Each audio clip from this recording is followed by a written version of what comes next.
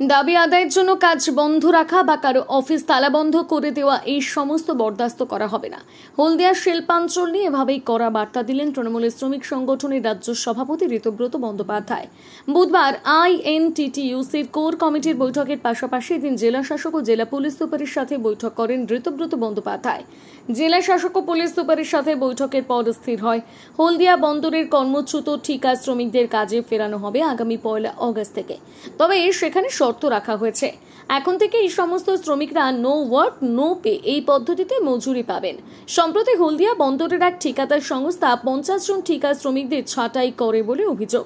ঠিকাদার সংস্থা যুক্তি ছিল বন্দরের স্বয়ংক্রিয় পদ্ধতিতে পণ্য ওঠানো নামানোর কাজ হওয়ায় তাদের কাজ কমে গিয়েছিল। সেই সমস্ত কর্মচ্যুত শ্রমিকরা যাতে কাজ ফিরে পায় সেই জন্য জেলা প্রশাসন, ঠিকাদার সংস্থা এবং আইএনটিটিইউসির কোর কমিটি বসে এই সিদ্ধান্ত নেয়। পাশাপাশি ঋতব্রত বন্দ্যোপাধ্যায় এদিন বার্তা দেন, দাবি আদায়ের জন্য কাজ বন্ধ রাখা বা কারো অফিস তালাবন্ধ করে দেওয়া এই সমস্ত বরদাস্ত করা হবে না। সম্প্রতি একটি ভিডিও ভাইরাল হয়েছে যেখানে দেখা গিয়েছে হলদিয়ার বিধায়ক তাপসী মণ্ডল কাজ বন্ধ রাখার কথা বলছেন।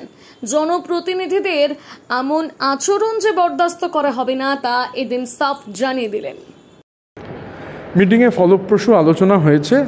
যেটা ঠিক হয়েছে আপনারা দেখেছেন যে district magistrate, superintendent of police, জেলা সভাধিপতি, এমএলএ, আমি সহ কোর কমিটির বাকি সদস্যরা সবাই ছিলাম। খুবই ফ্রুটফুল ডিসকাশন হয়েছে।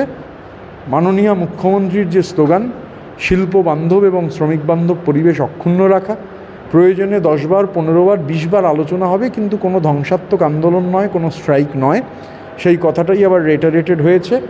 এবং শ্রমিক থাকলে যেমন শিল্প থাকবে, আবার যদি শিল্পও না থাকে তাহলে আবার শ্রমিক থাকবে না। এটা একটা মিউচুয়াল রিলেশন। এই অবস্থায় দাঁড়িয়ে যে কোম্পানিকে নিয়ে ওনারা ওদের তথ্য দিয়েছেন, সেই অবস্থায় আজকে ঠিক হয়েছে যে আগামী 1 অগস্ট থেকে নো ওয়ার্ক নো পে বেসিসে কোম্পানি কাজ করবে। সেটা হলে তাহলে কারুর কাজ যাবে না।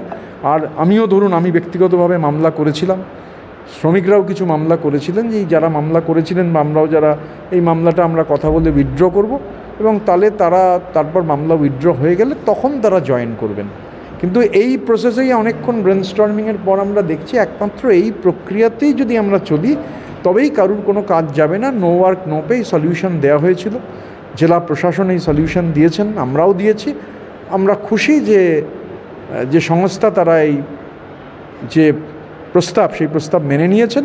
কিন্তু আবারও এই কথাটা বারবার আমরা বলেছি যে কোনো অবস্থায়, যে আজকে ধরুন আলোচনা হলো, এর আগে হয়েছে, ধ্বংসাত্মক আন্দোলনের কোনো জায়গা তৃণমূল কংগ্রেসে নেই। এই তালা লাগিয়ে দেওয়া, কাজ বন্ধ করতে অনুরোধ করা, এবং দেখেছেন শ্রমিকরা পর্যন্ত মমতা বন্দ্যোপাধ্যায়ের সাথে কাজ বন্ধ করার নিদান সত্ত্বেও কেউ কাজ বন্ধ করেননি। কাজ হয়েছে, সমস্ত কাজ কন্টিনিউয়াসলি চলেছে। এবং সবথেকে বড় কথা হচ্ছে এখন এটা 1 তারিখ থেকে এই নো ওয়ার্ক নো পে হবে। আর যে শ্রমিকরা যাদের কাজ চলে গেছিলো তারা মামলাটা উইথড্র করবেন, উইথড্র করে তারাও এই ওয়ার্কফোর্সে সামিল হবেন।